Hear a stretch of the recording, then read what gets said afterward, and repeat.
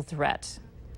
The orange cones are becoming a familiar sight, but some drivers are forgetting to slow down. Minnesota State Troopers have been out during the morning rush in the I-94 construction zone for several days now, trying to remind people to take it easy.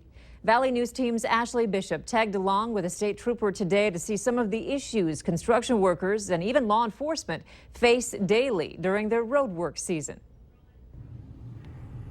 If you are driving on I-94 in Moorhead, you have seen the work. An extra lane is being added in both directions. It will help traffic flow more quickly. But before you can go fast, you need to slow down. If they see a squad car out there, I think that gets them to think about it and maybe change that behavior. And hopefully, well, I mean, ultimately, obviously, the rest of their lives, but we know how that can change. So again, just to keep putting that message out over and over again by having the squad car here, looking for those types of things and letting people know, hey, we're going to be out here. While we were out, most drivers obeyed the rules of the road. Sergeant Grabo ended up having to stop one driver for not wearing their seatbelt. The cost for speeding in a work zone in Minnesota starts at $300. And in North Dakota, it starts at $80 when workers are present. You go anywhere right now in society and you just see so many people on their phones, and at any time of the day or night, I mean, out in public, it's just, and they carry that over into that vehicle. I think that creates a lot of issues there. Grabo says the most common complaints they get from workers within the work zone are that drivers are distracted and going too fast. It's not all about you, it's about the people you're sharing the roadways with. I mean, these people have families, they want to get home to their loved ones, so, you know, pay attention, use some good common sense. In Moorhead, Ashley Bishop, Valley News Live.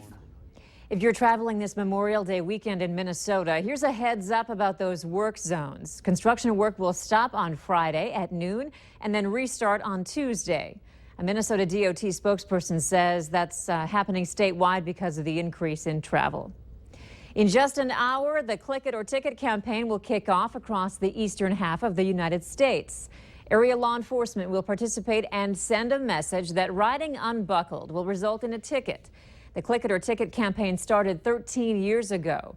The North Dakota State Patrol said that in the last 10 years, 725 people have died in crashes where they were not wearing a seatbelt.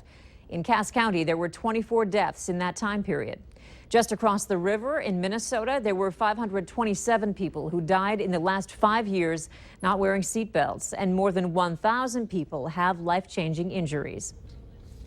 The message we want to get out to people is that, you know what, putting a seatbelt on just takes seconds, but it could take your life if you don't put that thing on.